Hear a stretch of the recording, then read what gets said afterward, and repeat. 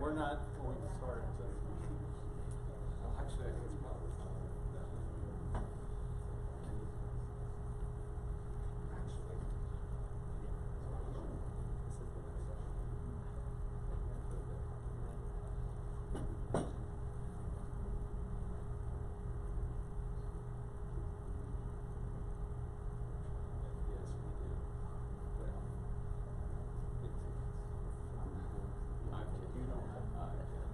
All right, hey, it is the last session. How's the conference been? Great. Good, all right. So hopefully we can take it home for you today. Although, like you said in last session, hope is not a strategy. So we really have planned well to hopefully, there I'm using it again. Well, it's going to be what it's going to be. We sure are trying. We're going, so how many of you were in our last session? Thank you for following us here, stalkers. We are going to be, this is our second session of today, focusing today on the ISTE standards. And while it is PAEC or PETE&C, which is co-sponsored by PAECT, which is the ISTE affiliate, we understand that sometimes the ISTE standards are not necessarily a core foundation of the instructional framework that you may use to develop instruction in your own environment, whether it is at the central office or in an individual classroom. So what we really feel at this type of session, especially done at 3:45 in the afternoon, when you're all really thinking about pedagogy and strong instructional design, because that's what everybody wants to think about at 3:45. We thought no one would be here. Right. We didn't really prepare because we figured pedagogy last session. Yeah, that session we got. No. So what we've tried to do is build for you, and we've included in some activities that we're actually not going to cover with you today, but that we want you to be able to take with you and use back in, because we knew we're our classroom teachers. Instructional designers, curriculum coordinators, central office, tech folks, directors, coaches. You're doing that so fast they can't raise their hand. There was 1/3, 1/3, 1/3. I saw that. So right now, this is the only thing you really need to do, and then you can just leave, really. It's this bit.ly. We're kidding. Don't. Actually, you can leave. Yeah. Okay. So it's right here, PETE 20 ISTE. Make sure you get that down, because all of the embedded links, all of the videos, everything that's in here is free for you to be able to use. Just make sure that you cite Ben. he likes that. So we are going to combine or converge and show how there are 3 instructional frameworks that really need to be important as you're looking at using the ISTE standards in your instruction. But to get to that, just a quick background. I am Jared. This is Ben. Our background, we have about 22 years of professional development together that we have been working on, and all of it, I can say I can't remember, goes back to 1998 for I think both of us, when the ISTE standards were developed. I can't remember a time when the ISTE standards were not a core element of what I looked at when designing instruction. Started as a chemistry teacher, Ben was a physics teacher. Now we're both staff developers, trainers. I'm the tech director for Lincoln Intermediate Unit. Ben is the educational technology supervisor for our educational technology program. And we also serve on ISTE we serve as ISTE faculty. We were also the STEM, and it used to be the PLNs. Now it used to be the SIGs. We are very highly and actively involved with ISTE. So that's kind of our background, which is what gives us a little bit of street cred to present a session like this. So one thing, it would be helpful for us to sort of figure out what you're looking for. So let's just have you take a moment, turn and talk with somebody, and what are you looking for out of this session? And it is talking about the student standards and the teacher standards, so we can focus on one or the other. But go ahead and take a few moments to do that.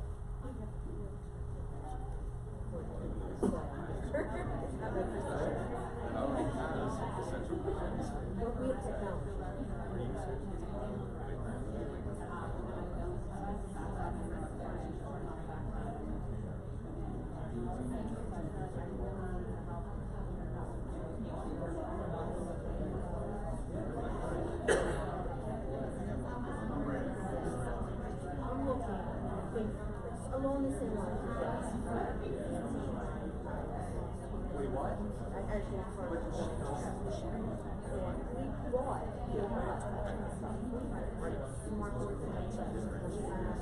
Chromebook. That makes sense.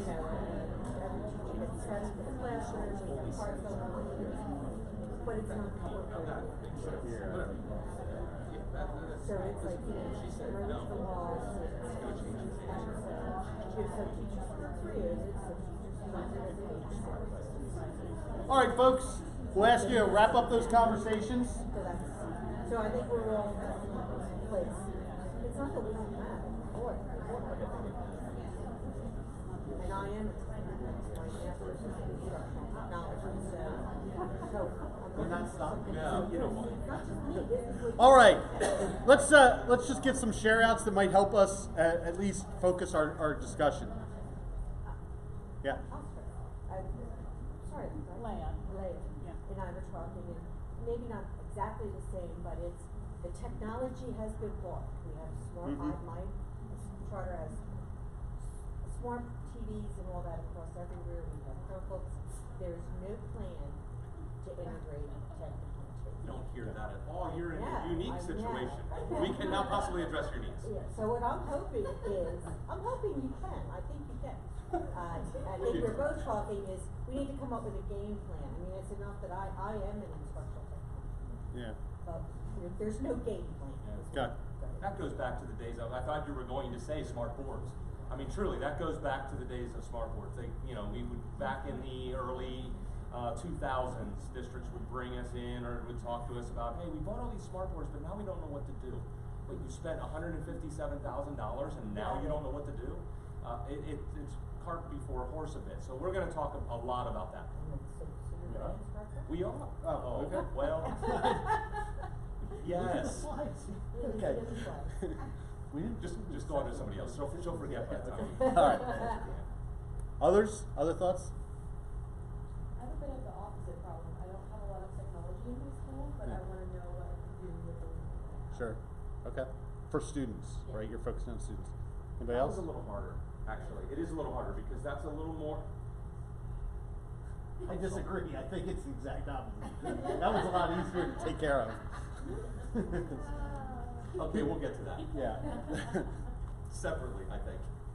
We're trying to be able to do the personalized learning approach for our staff too, to pick areas where they want to grow in. So using the ISTE teacher standards as kind of a guide, and say, these are the areas I want to grow in, and then pick their professional development based on those. Okay. Sounds like an ISTE certification. Yeah. Maybe something like that. Yeah. All right. Yeah. I'm brand new to CAIU, so number 15. So I'm the services side, and I'm the first instructional technology person that's ever existed there. Yeah. So basically trying to come up, I have a team of teachers that are really, really passionate, and we're coming up with like a digital connectivity philosophy. We have all the technology, but it's just really putting everything together in digital citizenship and how we want to get more authenticity for all of our special education students. Okay. The old ISTE standards to the new ISTE standards, and then relating that to what the students actually need to know to get by in school. Like, 'cause I feel like teaching them digital tools is like really helpful to them. Yeah. And some of these standards are a little like open, too general, and I don't know how to tie it all together. So I was hoping to kind of tie them together. Does that make sense? Makes perfect sense. Okay. And So we'll have some things. in we'll here do for that we'll too. do one more. I was interested in how we can work to align, like get teachers to think about aligning the student standards just like they would the ELA standards or the math standards. Yeah. Part of their process, and whether it's lesson planning or curriculum writing, and then also for the teachers, thinking around those standards, similar to maybe not with many dirty words, they do the Danielson model when they look at their evaluation. Like they know the domains and they know what they mean, what they do. So how to correlate those standards so it's just not one more thing. Okay. So one thing, a couple more things I should share with you about the ISTE standards, and we can take a look at, like, these were sort of the areas that we thought we would talk about today, but we can sort of veer, I think, to try and hit some of the questions you guys are asking about. The one thing I would share with you, so ISTE, Jared mentioned, it's sort of ingrained in us. I was an ISTE board member for 2 terms. I was in a technical work group to help write the latest version of the student standards. And in addition, we're both ISTE certified educators. So we've gone through the certification process, and our organization serves as one of 11 across the country organizations that offers the ISTE standard certification for educators. So like we go around, we do trainings where we focus on this. So I feel like we do have a deep understanding. And one of the interesting things for me was, before I went through the certification process, I thought I really understood the standards. Like I had helped to write some of the student standards, right? And what I discovered was I learned a lot about myself. Really going to your point about being an educator, like where am I strong and where are areas that I still need to continue to develop in. So I think some of that's sort of built into this piece, but I think we need to start with a history lesson. Yeah, and what we're going to just make sure to preface, in a 1 hour session covering then also these tangent frameworks, it's not going to probably get to the educator standards, which is what Ben was talking about, but that's where I personally can say that I really grew by going through the certification, because I didn't really spend a lot of time, even as ISTE faculty, we don't spend a lot of time in the educator, administrator, coach, computer science framework. We don't spend a lot of time in that. We really spend a lot of time with the ISTE student standards and try to apply them in a lot of different contexts.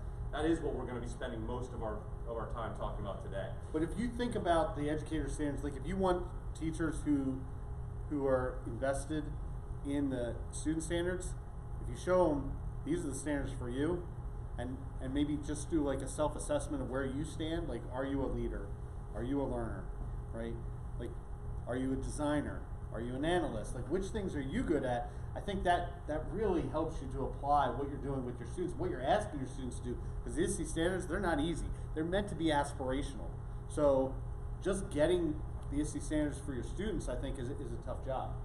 So going back to, I believe you talked about going back to the origin, right? This was the original NETs, the start of the NETs. How many of you remember the NETs? They were the National Educational Technology Standards. Quick story about that. So Ben and I have done a lot of overseas work with ISTE.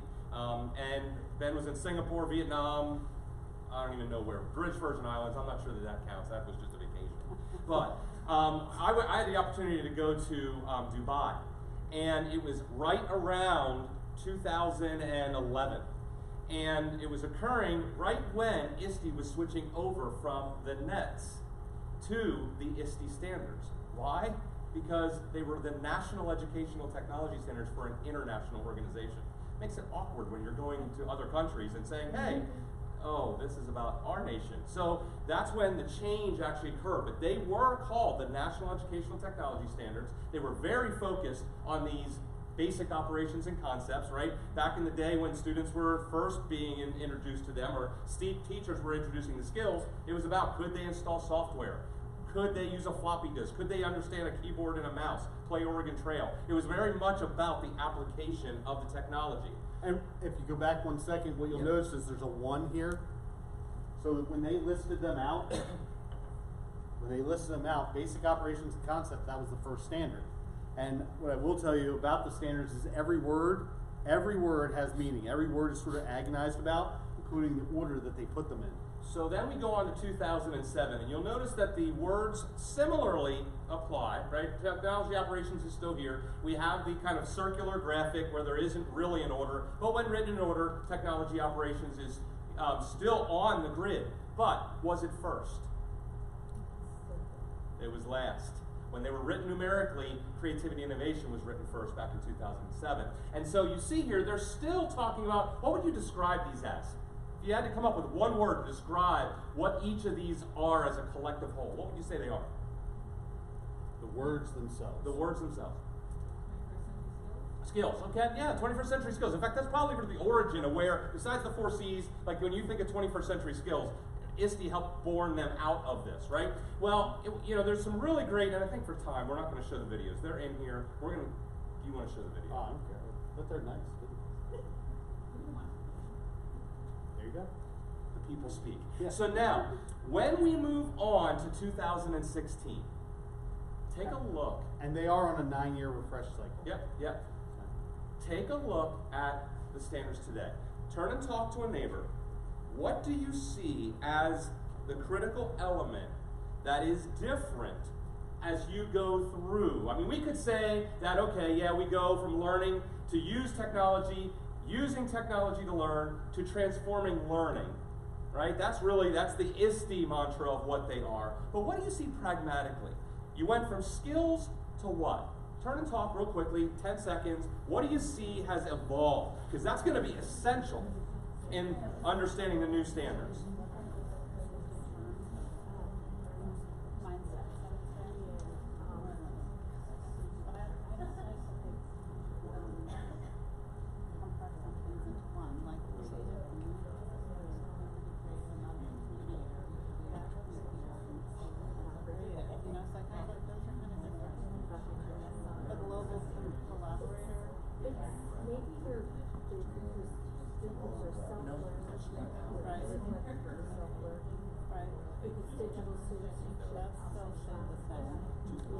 Technology operations is gone.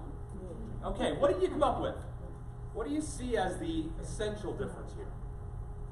Or similarity for that matter? Go ahead. Well, it shifted from skills to describing the learner. Isn't that awesome? Yeah. When I was first starting to do the trainings around the 16 standards, very early teacher, early in her career teacher in one of the school districts, looked at it and said, well, it's clear. They are now the identities of the learner. They've gone from the skills to the identities. I have used that word ever since and told her I would steal it. And so identities really talks about this. So when you talk about identities, what it affords you the ability to do is it affords you the ability to have the conversation with students about who they are to become. That's very different than the skills that it's kind of daunting when you think about the skills you have to acquire versus this is who you should be. And what's beautiful about that is they can internalize that and reflect upon how they are in those skill areas, but through the lens of what we've developed, and we are giving you access to these. This is, I say we across our entire IU.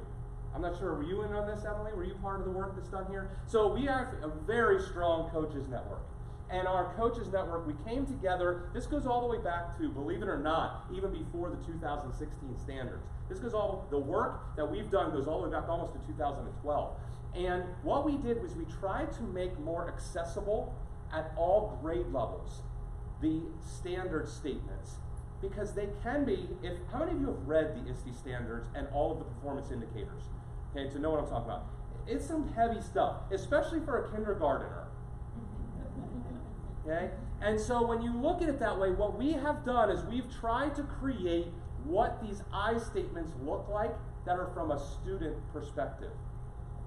And they're catchy little, it was really cool. We walked into a school district, this was just this past school year, and every single elementary teacher had these all printed out in color, laminated, and hanging all over. You saw that, right? I'm not lying about it. Hanging all over their walls. It was awesome.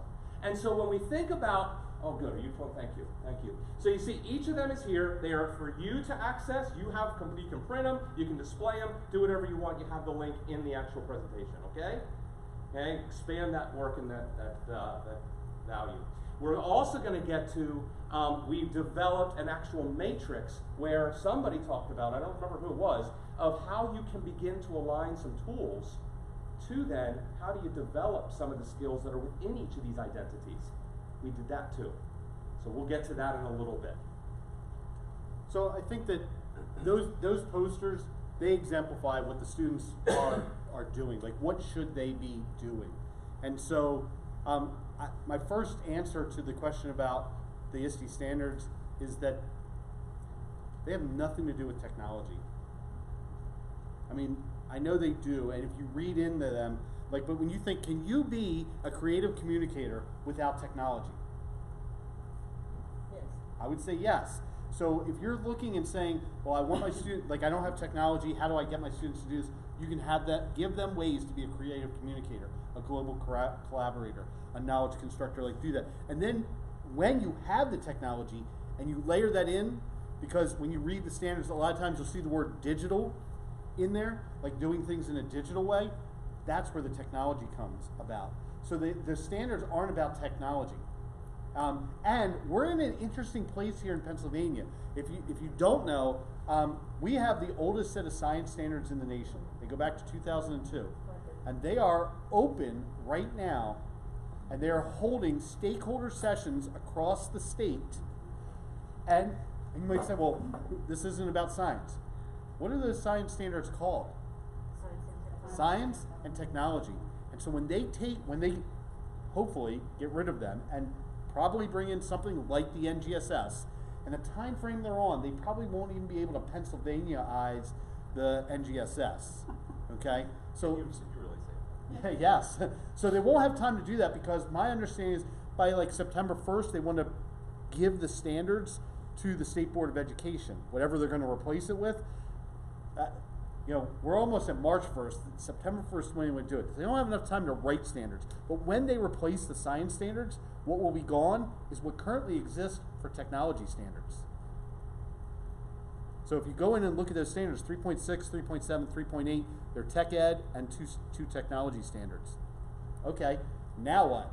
We got to have some technology standards and we got to have some tech ed standards. So it's not just going to be NGSS. You'll probably, hopefully, see some stuff. And we had a chance to talk with Secretary Rivera at the ISTE conference this year, and that was one of the things he said. He wants to make sure these things are done before he is done as Secretary of Education. So if you know that timeline, that's one of the things that he's trying to do.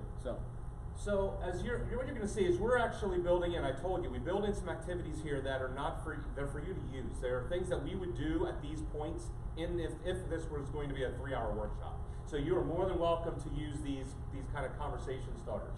But as we end videos, feel free to use those as well. This is a student video that was created for how students actually see technology through the ISTE standards. But as we break down the anatomy, as we break down the anatomy of the standards, we want to at least have a little bit of text structure here so you all understand exactly, and we link as PDF the standards within the document, or you could just go to ISTE.org/standards. And when you go there, you'll see that the standard is broken into 3 parts. You have the actual name, the statement, which is what most people are familiar with. That's like the definition, right? And then they call them the standards indicators. We are so old school, we still call them, and we have to break ourselves. We call them performance indicators. That changed with 2016. But this is where every single one of these areas is what is defining what the students should be doing. Right? And so if we go out to the ISTE website, download the standards, when we would look at the order today, and I know that we just talked a little bit about them being as identities, we didn't talk about what they actually are, the content of them. Which one do you think is first today? If you know, don't participate and yell out. If you don't know, let's see what we can get as kind of a straw poll. What do you believe is the first one if listed in order today? Everybody yell out when I say 1, 2, 3. This is a fun activity. Oh, yeah. Yell out what you think is first. 1, 2, 3. It's every time. Every time. What we heard up here, and even if we didn't, you wouldn't know, is empowered learner and digital citizen. Yeah, right? Absolutely. Well, that is exactly. And it could be that they were at the top and that influenced some of your decision, but those are always the 2. And guess which one it is? Empowered learner. And what's missing? All the technology. Technology operations and concepts is gone. And actually, some people, even in this room, argued that digital citizen really shouldn't be a standard. Yeah. And most of them didn't agree either. But here's the thing. Why does technology operations and concepts go away? Because you have to use technology to do these things. It just becomes a part of what you do. Same thing with digital citizen. If we have to call it out and say, this is your lesson on digital citizen, we'll never get kids to be digital citizens. It's got to become part of who you are. Well, and in everything that you do. So in all of those areas, what identities reflects. If I had a guess as to what will happen, and maybe not in the next iteration, but certainly the one after, you won't see that as a separate pullout. Because we've got to make sure that we are getting kids to be digital citizens, but in all the things they do. There's too much risk right now, though, of losing it as a central focus and losing it as something that is built into the curriculum. There's E-rate implications in terms of SIPA and compliance with that, so it does make sense that it remained in, but I could absolutely see the integration of it. You have a question or comment? I was just going to say, I think, what was called technology, what was the one they took out? Operations and concepts. So, in my, I'm an old ed, we have something called workforce preparation skills that we define, and we used to have, in our old iteration of them, we had, like, I forget, uses technology, and it was things like, what's a floppy drive in, Yeah. That's what they were, yeah. That's really not the point, right? The point is the problem solving, and then when you're presented with these pieces of technology, because the technology itself changes constantly. Sure. So you can't name the technologies. Well, that's true. I mean, I think some people would say you've got to learn how to use Word, PowerPoint, Excel. You have to learn how to use a word processor. In other words, you have to learn what happens within a word processor, and whether it's Microsoft Word or it's Pages or it's Google Doc or whatever. You know, that's kind of what you have to.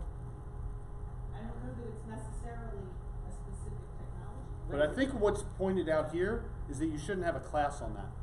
I It should agree. be taught as a part of what you do. Yes. So when you're becoming a creative communicator, you'll learn how to use some of those tools. Or maybe when you're being an innovative designer, you'll learn how to use some of those tools. You'll learn them in the process of doing something else. I was actually agreeing with Yeah. you. So I think to me, that's the intent of pulling it out. And again, I would like to say that we're at that point on digital citizen, but I agree with Jared, we're not there yet. I mean, we see that all the time, but I hope we can get Frankly, there. I'm almost, and we may learn a little bit from the pulling out of the technology operations and concepts, because I don't know that our students have developed now the skills to do that abstraction you're talking about.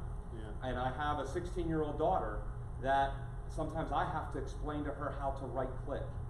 I'm exaggerating a bit, but there are skills that you probably see that are woefully absent now that are missing because there is a gap of where, oh, we used to teach that when we taught typing, and now we don't, and so now what? And so there are things that absolutely, we had a colleague of ours that was in one of our school districts that was adamant that by taking Microsoft Office out of as a course, it was going to be the end of society as we know it.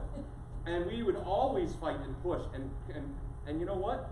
You do see kids that, what are they going to be expected to do when they go work and get, we just talked in our last session about workforce development and the skills that the employers are saying the students don't have. Coming to work on time, coming to work not high or drunk, and making sure that they have skills like being able to talk with people, right? But closely behind a lot of that are, while they can train them, they still expect some basic competencies. How to type in Word, how to do an Excel spreadsheet. And we don't really have all of that as every student getting it's hopefully it's integrated into that grade level. Go ahead. I think that I think Word is kind of intuitive and most kids figure it out. I Yeah. think Excel has got so many things in there that most of the people using it, including myself, don't even know how to do unless someone tells them, here's how you do this is why you might need it. But if it's always just kind of learn on the fly when you need it, then you're not only trying to do the thing you need to do, but you're also trying to learn this other thing, which is a foundation that could have been put there earlier. I mean, the argument would be YouTube would not be what it is if we weren't all learning on the fly. Yeah, but wouldn't it be nice to just come to Right. the job and not have to figure out how to do a pivot table? Yeah. And spend an hour of your day doing that Sure. instead of. Sure. Pivot tables. Yeah, That would be. or you could learn it, forget it, and have to go to YouTube anyway. True, but then you're like, oh yeah, I remember how to do this. I remember Yeah, learning this. that's right. You have to, so it's about awareness, right? And that's what I almost wonder is what's missing. It's the awareness that this even exists. Right. To know that you don't know what you don't know, but at least, Exactly. yeah, and that's what really Knowledge Constructor is. It's all about at least knowing how to access what you need to know. Go ahead. So wouldn't that be the difference of direct instruction versus indirect instruction, where direct instruction is saying, hey, we're going to have a Microsoft Office or Google Suite course, whereas indirect instruction is just integrating. Yeah, yeah. But isn't that kind of the same as digital citizenship? Like if you don't teach it directly, they might not get it as well as if you, they might get it better than if you just integrate. Yeah. Right? I mean, like it's pointing it out, but hey, you need to focus on digital citizenship. That, I mean, because you're saying they're kind of going to wean it off, and that kind of makes me sad. That's kind of just like weaning off, Office or whatever. If the kids don't, I mean, because Microsoft Word, yeah, they pick up on how to type, how to bulk, but they don't know how to do tables, they don't know how to mail merge. Like, there's a lot of things they don't know because they're not directly instructed. And that's why I think it goes back to the old standards of the skills that was helpful. Yeah. Right. I just feel like 07. Right. Is that what you're talking about? Yeah. So we could probably go the rest of the time, half an hour, about this. I mean, really, you could spend the rest of the time talking about the debate of the things that should be integrative versus direct. But I think at the end of the day, what we're really trying to look at as the big picture is you're designing instruction. It's not about the technology. I think we all recognize as technologists, we have to, each in our own organizations, develop a philosophy. Maybe you're in charge of developing that philosophy as the tech director or curriculum coordinator. Maybe you're just indoctrinated into what you have to make sure to do because you're teaching the typing class or the computers special, right? That's not for us to really go into today. But for us today, we want to try and help you see what we believe teachers need to be doing and curriculum designers need to be building into, and I think even taking one step further. I didn't ask this question. Building administrators, are there any principals in the room? Okay, just one. Okay, so the evaluation process, because that is the scary part for many teachers is, this isn't how I've taught, it's not how I've learned. How am I being evaluated as to the effectiveness of how I'm integrating technology? So we're going to try and get into that as well. So real quickly here, as we look at the way that we often call these the marching ants, when you go online to ISTE.org/standards, I already told you about that, you'll see that, and when Ben said, he used this phrase, I think in this session, maybe not, they blend together. You don't really listen anyway, so. I listen to you all the time. What he shared was that they are deliberate, extremely deliberate in the word choices that they use. So much, in fact, that deliberacy, when not always apparent, students use technology, they have these things they call the marching ants. The online version, when you roll over them, they describe what using technology may look like. They describe, if you roll over, what learning environments are. So it does help to guide some of these conversations that you would be having in your districts if you actually pull up the digital version. It's the unpacking of the standards. We both hated that. I'm sorry if you use unpacking with standards. We hate it. It's so cliched. It's so, I don't even know. This is the PDF we were talking about, though. So what we would do with educators is we would take a look at these standards. These are student standards. So there are a series of activities to make sure that they get a deep understanding of what's in the student standards. So while the link takes you out to them, here's what those activities look like. And so we start with this one. Keep going. There you go. Just have them read them and then tell us how it makes you feel. Because when you read just read the standard statement. So Jared talked about the vocabulary. You don't need the A, B, C, D. Just read the standard statement. And when you think about that, like, you know, when we do this with educators, we get almost all these emojis get selected. So including, you know, like this one. The puking one? Yeah, right. I mean, including that one. Like, you read that and you're like, wait, we're supposed to be doing this? Like, what does this look like for a second grade teacher? You know, and so we have some of those pieces sort of built out to help them, but there are a wide range of emotions that you have to honor when you think about the ISTE standards. And typically the people that come to an event like Pete and C or come to ISTE, you know, you're the believers in it, trying to convince the rest of your staff how important this is. Because what you'll see is when you read those standards, there's not a lot of your content standards in there. That's why it's actually so important, because this is the additional piece that kids need. So what we believe is the first kind of guideposts to start to show educators how these are accessible to their own content is in this activity. And so again, we're giving these to you to go use. Feel free to do that. But we put some examples in of what typical responses might look like. So we do an answer garden. It's just a word wall that actually is created from getting responses. It's a great tool if you're also having students do some type of anticipatory set at the beginning of class, where we actually had them read now the performance indicators. The 4 deliberate, A, B, C, D, every one of them has 4, the 4 bullets that are underneath each of the standards. And then we had them start to pull out what the key actions are of students. So that instead of reading this performance indicator that sounds so intimidating, let's just pull out what some of the verbs are of what the students are doing.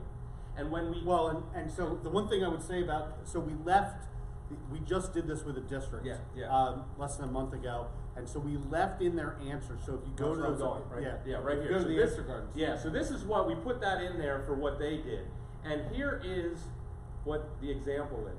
So now, when we talk about the standards with them, they can think of it from the perspective of, well, wait a minute, I do that unit on whatever American literature, on specifically reading Huck Finn.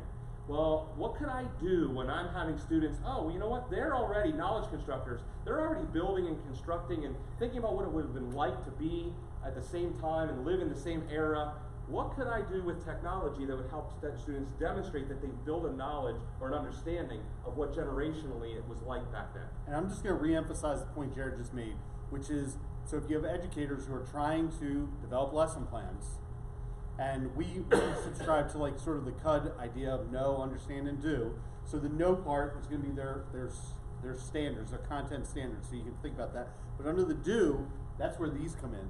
And then when you're thinking about like, if I want to figure out like how do I get my kids to be innovative designers, go to that standard, right? And you can start to look for what are the verbs that kids should be doing and make sure those appear in your lesson plans. So that's how you can sort of work that piece out for them. Now, the next piece that Jared has sort of pulled up, and when we're working with educators, and this is the work that he alluded to earlier, that we do with our coaches, is what does it look like for a second grade teacher? So what we've done is, working with our ed tech coaches, we've developed these documents that are Tech director that sets at 20 hours. I love it. I love it. And these will force a copy for you. They will force a copy. So when you click make a copy, and you'll see why in a moment. When you force the copy, what happens is that you get these columns. So the first thing is we've taken Empowered Learner and we've broken it down. We haven't pulled the exact verbiage, but we've tried to make it at a grade level appropriate wording for them. So you can see what it talks like. So for grade 2, which is what I think he pulled up, you're going to just model how to connect to and learn from others. You don't have to have the kids actually doing it. At the second grade level, it looks like modeling for them. And then we also, if you jump over, what you'll see is that, so under that same one, we have tools that you might use for some of these things. These are just suggestions to give you an idea. No, by no means does this mean you have to do it. In fact, if you're doing this with your district, I would start to fill those in with the tools that you have. We use Canvas, or we use Schoology, or we use whatever, and we would fill that out. But that's huge, because that is, in many cases, teaching chemistry, that's the catalyst, right? That's what gets the reaction going. So often, while we don't like to open, we start, from the time I became a tech director over 10 years ago, I did not run workshops that were titled, named based on the technology. It was about how the use was being done, except that. The problem is if you don't know what tools you have in your toolbox, or that they even exist, it goes about awareness. It doesn't matter if a teacher is going to try to model how students could set goals for themselves and then track them electronically if they have no clue what tools are even out there to use. So that's why we like to give these, because it really kind of lowers the level of anxiety. Now those teachers can say, oh, you know what, I do set goals. I have students set learning goals in their own classroom. Oh, I saw the district's running a workshop on Seesaw. Maybe I should go to that. It gives some starting point where they feel as though they have somewhere to kind of anchor to. And that's this document, and every one of them is not identical. That's the beauty of this, why it took so long. Every one of these was developed by grade level educators who were within that grade band. So we didn't have necessarily Ben and I writing not that we couldn't have done it. No, we probably couldn't have done it. We were not the ones writing the K through 3. Yeah, what do you do with the littles? What does it look like with the littles? Right, so like, and then the final, go back there one more time, because the one piece that's missing, so as we go through and take a look at this, you'll see a center column that says curriculum connections. This is why it forces a copy, because what you want your educators to do is you want them to fill that out. So as they start to read through these different statements and they have the aha moments Jared just mentioned, you want them to start saying, I do have my kids doing this. This is a connection I can make. And then if you do this with all of the skills, what you'll find is it's a gap analysis for that particular grade level that allows you to identify these are the areas where we're going to have to use professional development to get the teachers to start working on that. And what probably makes it also least intimidating is while every single one of the standards has 4 performance indicators, you notice that at certain grade levels there may not be all 4, because they're just not reasonable. And we should point out the standards. I know Ben said this, but reiterate it maybe rather than point out that these are graduation identities, right? Those are the skills and the performance indicators that students should be able to say. Okay, that students should be able to demonstrate by the time they graduate. That's why we thought that the differentiation is so important. So there was one other activity, again, we're not having you do this, but we have them read through those student statements and ask where are they in terms of great progress, some progress, or it's new learning for them. They didn't even know about it, right? So that also becomes a way for them to start self-identifying. These are areas where I'm strong in, and these are areas where I'm going to need to improve in, or maybe learn about. Like I didn't even know that I should be having my kids do this. So that statement sort of works us through. And then what you'll see in the slide deck are some hidden slides that kind of go through those pieces. But the challenge really becomes, can you match the verbs to your content?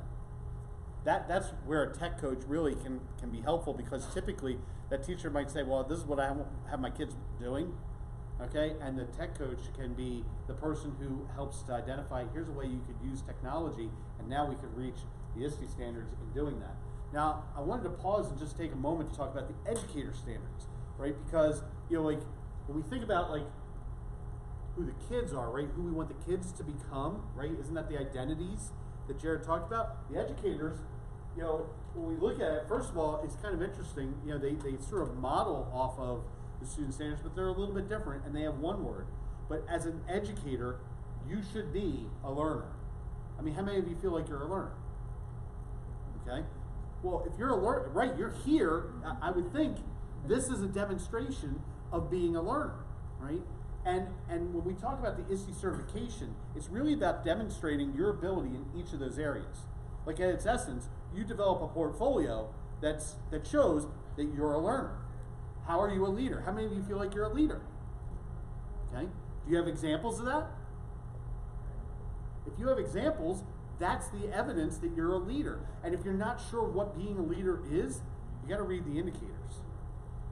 And so the conversation that I would have with staff is, I think that you need to be these things.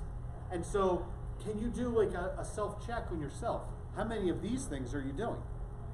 Okay, and for the student standards, there are 24 indicators, but for the educator standards, there are 28. There are 28, or it's the reverse: 28 for the students and 24 for the educators. So there's 24 of those that you should be meeting. And again, are you a collaborator? And what does that look like? Are you a designer? Are you a facilitator? The hardest one I think we found is the analyst. Like, are you an analyst? And even with all the data-driven instruction we do, like when you read what it means to be an analyst, that's an area I think that Excel with pivot tables. Yeah, but it's not, well, and it's more than it's more than just that. But even like being a leader means being an advocate. So how are you an advocate for kids? Right? I mean, you can be a leader. Maybe you serve on a committee, right? You might serve on your strategic planning committee or your comprehensive planning committee, something like that, and that demonstrates leadership. But there are other avenues to it, and that's why there are different letters under each of the standard areas. So I thought that would be important to sort of apply here. And the other thing that I would say is that when we talk about designer, and you're designing lessons, designer goes beyond just, I can make a lesson plan. It actually takes the knowledge sciences and applies it to the work that you're doing. And ISTE has been huge on the knowledge sciences. And so in the ISTE certification. So that's an excellent segue, actually. Yeah, well, that's why I did that. You didn't have to point it out. Usually don't do that. Well, it would I have been was better shocked. had you I was not. shocked. I needed to sit down. Yeah, right. So before we make that pivot, let's pause for a minute. Are there questions, comments, concerns about, as we make this shift and we focus on, is the last part, I think we're really good on time here, at the last 10 minutes or so, we're going to focus on those learning sciences and what we know and how we can apply them to the standards.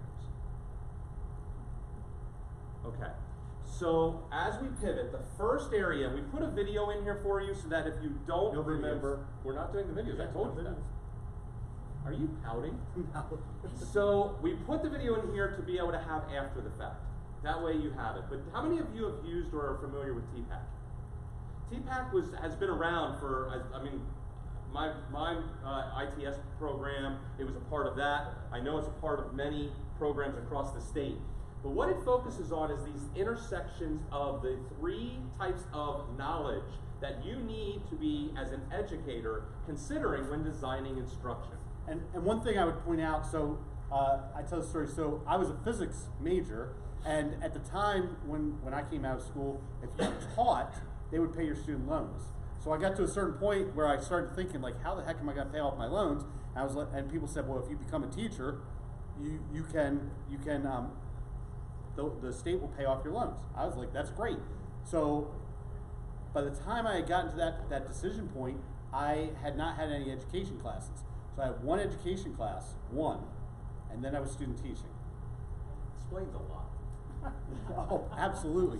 And on my first day in the classroom, first day of the school year, get to the last period of the day, and my co-op teacher said to me, do you think you can do what I did? And foolish, arrogant, stupid, whatever it was, I was like, sure. So he tossed me the chalk and said, you're up. And that was it. So now I've had one education class and I'm teaching.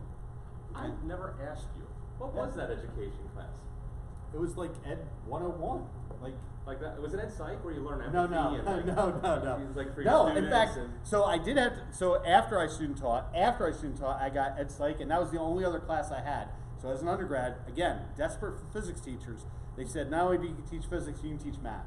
Just put them both on your certificate. So now So Right. when we think about these different lobes, what I was good with technology. Like, we were making back then, and I'm old, we were making motion sensors. You could write to Kodak and they would send you transducers, and like you could build your own motion sensors. Like, I was good on the technology side even back then. And content, like, I was worried. I can remember being worried, maybe you had this, like, that kids would know more physics than me. It took about one day, and then I'm like, nope, I got this, okay? Like, my degree's in physics, I'm good. Like, I've worked at Fermilab, so like what the kids are asking is fine. So in these two areas, I was good. But what I was definitely lacking for a good part of the early part of my career, and I've told kids, like, I apologize, but I didn't have the pedagogical foundation, so I just sort of did it by the seat of my pants. Well, let's not just take his anecdote. How often do we, did I just shoot you in the head? Yeah, I think you did. Awesome. How often do we hear, and maybe not as much anymore, but, oh, let's give the technology to the first or second year teacher because they have a Facebook page, right? They know technology, so let's get them to be able to, and no disrespect to our first year teachers, right? But I think we were all in that place where after like our third year of teaching, we thought we were awesome. And then after our 10th years of teaching, we realized how much we sucked for the last 10 years, and we still are not good, and we're still learning, and every day we're being, humility is like by 10 years, you should have humility. If you're not there yet, you'll get there, right? Sadly, you're gonna get there. And that is why TPAC is so important, because what we believe firmly is that what the ISTE standards can help inform is at this intersection of technology and pedagogy. What it can inform is how can you use technology to actually exercise sound pedagogical strategies to grow our students. And I would point out for educators, most educators today, they're really good on pedagogy, right? And your districts probably focus on how you can improve that, and they're probably okay with their content. I mean, there are examples where maybe you're teaching out of that area, but for the most part, you're good on those areas. But we just assume maybe that the young teacher's good with technology, or that just because you know how to use technology means that you know how to use it to allow students to learn best. And there's a difference there, right? There's a huge difference. And so being in this isn't just about knowing technology, it's about knowing technology and how to apply it.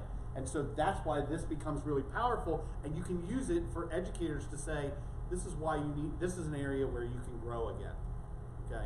So what we've done is we actually have scenarios that are in here, and you can read each of them. There are descriptions of actual lesson designs that you can use. That way we had to create them, that way we figured, why would you have to reinvent the wheel, so we gave them to you. There's scenarios where you can analyze and work with even a team to analyze, were all three of those areas considered, and is there a sound intersection between those three areas of knowledge? And I should point out that because of copyright, some of them have been lifted from places. We created some and we edited them under fair use. We were able to do that, but they're not all created by us. Oh, well, you said you No. made them all. Huh. Hey, No. another video. So we have another. How many of you have used or heard of SAMR? Okay, so that's one usually is more common than TPAC, and sometimes it's welcomed when I talk about that with kind of this like mixed reviews. And I think arguably it's gotten a bad rep because Ruben Puentedera created SAMR decades ago, and today articulates that it was never intended to be an evaluative scale, right? It was never intended to be used to evaluate the effective use of technology. Yet, when put in the hands of those who may not understand that or did not realize that, it actually taints the use of how it could actually be very powerful. So what we're going to kind of take us home with is why we believe that SAMR combined with ISTE standards really is, they're almost interlocked. You can't separate them. And we're going to try and convince you to why that may be, especially if you are on that fence of that usability of it. So the first thing, and the reason why we always display it sideways, and there's a bunch of different, there's the pool model, you can find as many graphics as you possibly can. The point is, the reason why we always show them sideways is because in our era of above the line and below the line, and in an era of proficient and advanced, and basic and below basic, we hate to see SAMR written as a hierarchy. Because none of this is about how good the use of technology is. Let me say that again. SAMR is not about how good the use of technology is. In fact, it has nothing to do with the technology. The technology is the facilitator for how the task changes that the students are engaged in. And what that means is it becomes a discussion item. And I think we really believe that piece, that if you go into a classroom and you observe it, and the teacher is using technology with the students in some way, you might ask, like, what was the purpose of that and why did you do that? And hopefully they would be able to articulate the area that they need or they think that it fits. Because there is a time for substitution. And there is a time for augmentation. Like, there's a good time for these, okay? And I can think of great reasons why I would use that and thoughtfully use that instead of trying to make something be a much bigger project that's trying to redefine the learning for the student. How many of you have ever taken part of a grad class or you've actually been in a workshop where SAMR was a part of it? Okay, and did you have to be, how many of you have been, okay, I'm not gonna add, I'll just say it. How many of you have been given like a scenario and then you have to say what level it's at? Okay, that shows that, no disrespect, but that is not how SAMR is intended to be used. Because if you don't know how the students were engaged in the learning before that task, how do you determine whether it's a substitution, augmentation, modification, or redefinition? You've got to know how it You have to know what the students were doing before to then see, here's what the technology is going to do. Let me give an example. So if I am going to... We have examples. Well, yeah, but I don't know what... Okay, fine. Yeah. I'm going to remind you that you just chastised me there. So if you were to think about in your own context, where you're looking at, in whatever that may be, if you're an administrator, central office, you're looking at a bigger picture in your own classroom, doesn't matter. Where do you see that most of the use of technology allows the task transformation or enhancement to occur? Do you find, and again, at the risk of, we should not have done this. No. We turned it sideways, right? But then we assigned substitution of 1. And redefinition of 4. Like, yeah, you're a good of 4. 1's your loser. So that's not what we're intending here. It's just fingers to represent stuff. This is what happens when a chemistry teacher tries to do math, I think. So here's the question.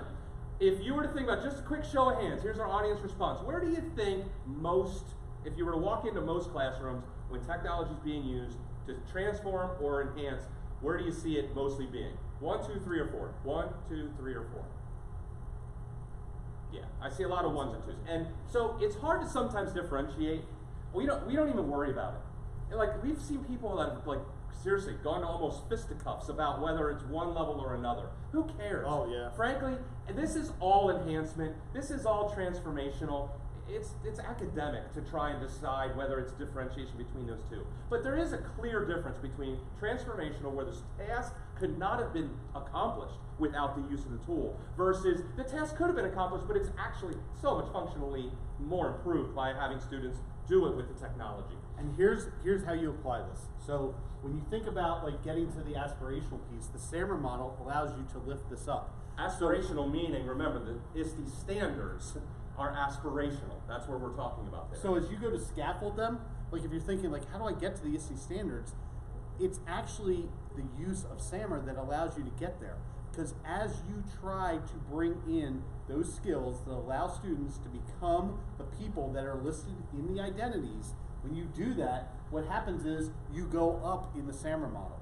Not as a value judgment, but that's how you get there. So if you're trying to, if teachers are thinking, well, how am I going to do this? What you have to realize is you're going to have to move within the model to get to that point. And that's why above the line transformation is really, when we're talking about transforming learning, that's when you're starting to bring the ISTE standards. It's just going to be hard. Putting it into practical terms. If I'm going to say that I'm going to, in my calculus class, the maximum use of technology is going to be the graphing calculator.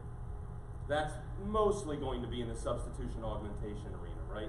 So, I say mostly, let's just say, it's going to be hard to get students to be really thoughtful if we're just focusing on the graphing calculator for the functional use of graphing, right? So, we have some examples. We're not going to have time to do all of them. And actually, we're giving you some activities that you can use with your staff if you want, or for yourself. So what we did, as you can see scrolling down, these are examples that we created. So why don't you show one? I'm trying to find the one that I like the most. Okay, that's great. So here's the one that I would have said a few seconds ago. Here's what we have. The previous task is in small print, so you have an idea of what the teacher did prior to the integration of technology. And then in the larger text, we have, here is what they are now doing using the technology. So now with that juxtaposition, you should be able to make the determination of which level you think that it is within SAMR. And what I will tell you is that it doesn't matter, like we've done this so many times. Jared is serious, like I've seen people almost come to fighting about which level it is. And I actually think the only thing that's important is the discussion. The actual discussion of where you think it is and why is the meaningful part of applying this. And when you think about being like an analyst or a designer, that's what you should be doing. So you've had enough time to be reading this. 1, 2, 3, or 4.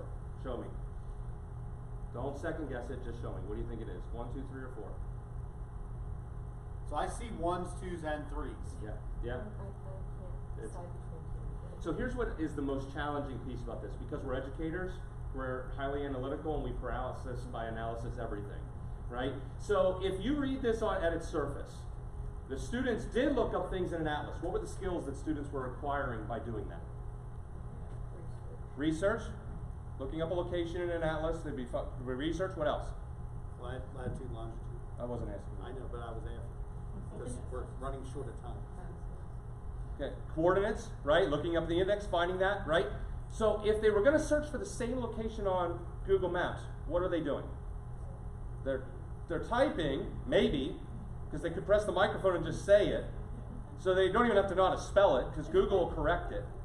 And actually, the other piece is that people have brought up is in the atlas, they can see the grander scale of where that particular location is with respect to the rest of the world, or at least within whatever the 2 pages are on the big Rand McNally. If you don't know what that is, we hate you. So, right now somebody's Googling that. So, with Google Maps, it just automatically zooms right in. So if you think of it that way, absolutely, you ones out there, absolutely. However, did you know there was a thing called Street View?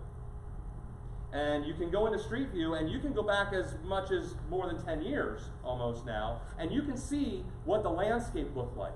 Now imagine if you had students look at, and I actually just did this past Friday because I swore there was a store in Lancaster that was in a row home and it wasn't there, and I wanted to see if it was, and I was wrong, it wasn't there. And so, but I knew that by doing Street View. I admit it. That was a huge moment. You guys probably don't appreciate it was that. gross. You said I didn't tell the people that I could. yeah. They don't know that they don't know how to use Street View, so we're good.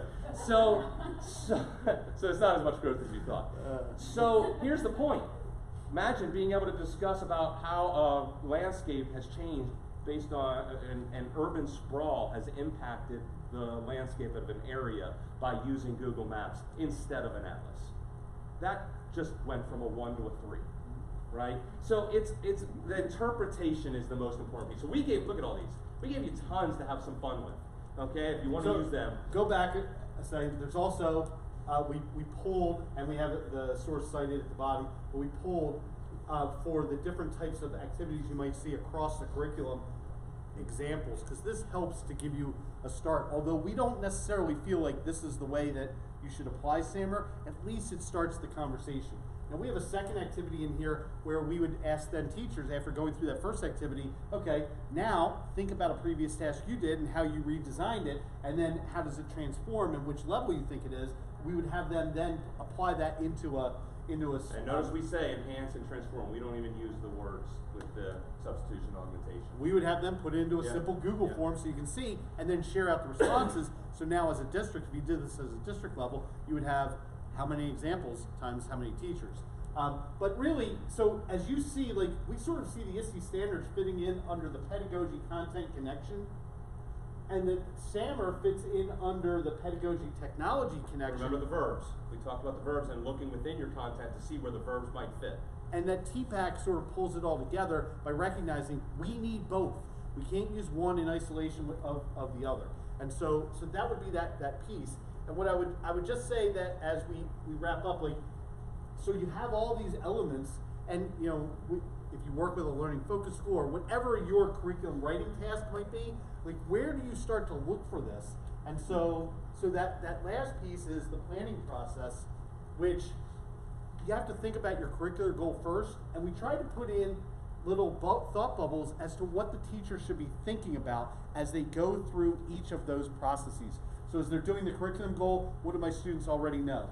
As they're selecting a digital age skill, thinking about the verbs that were out there and what tools they might align to as they're trying to figure out the match of the tool. And notice that what came first and what came second, although you can't anymore. Sorry. So that's okay, there we go. And then finally, you can sort of ignore the taxonomy piece, which is something we've used, but thinking about SAMR and how we might redefine that task. So This it is fun. the process It is that a digital educator would go through. So we put in a couple of links at the end. If you're interested in really diving deeper into the ISTE standards, we would encourage you to go ahead and think about certification. But as we're a CAP, so we do that type of thing. But we at least put some things in if you're interested in taking a look at it, and you can check that out. So With that, the presentation is at the end, so that way you have access to all of those resources.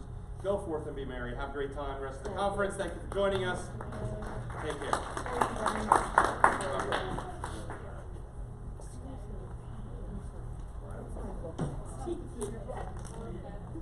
Forgot I left it there. That's how good I am, right? Right, I can't place, but I can go. Very familiar. I really appreciate it. We told you. Yes, that's why we did this. Listen to me. We would have taken out the things that we didn't do with you if we didn't want. We want you to be able to use them. So I use a lot of different examples. I'm teaching international systems students. Okay. Yeah.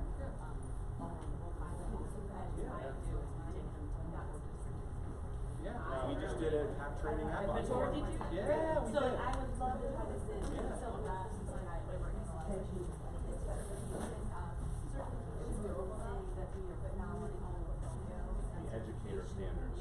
And you It's actually that you as an educator, not that you know the standards, Okay. but that you Then we can and demonstrate. You have to develop a portfolio. You have essentially it's an 8 to 10 week course, 2 days of face to face, 8 weeks online, to 9 weeks online, and then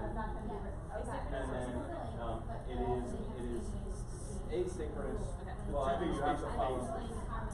But you have to follow a pacing that keeps you with, because you're going to be dialoguing with your classmates. But then you have a 6-month portfolio to build, where you have to identify artifacts that you develop that actually match up with 23 of the 24 indicators, and show that, and you have to do it with only 9 to 14 artifacts. So you have to be able to show that you actually overlap and understand that there is an interconnectivity between them all. So we actually offer, because that's so extensive, not only do you get the ISTE certificate, you do all of them. You actually can apply and get 3, you have to pay more.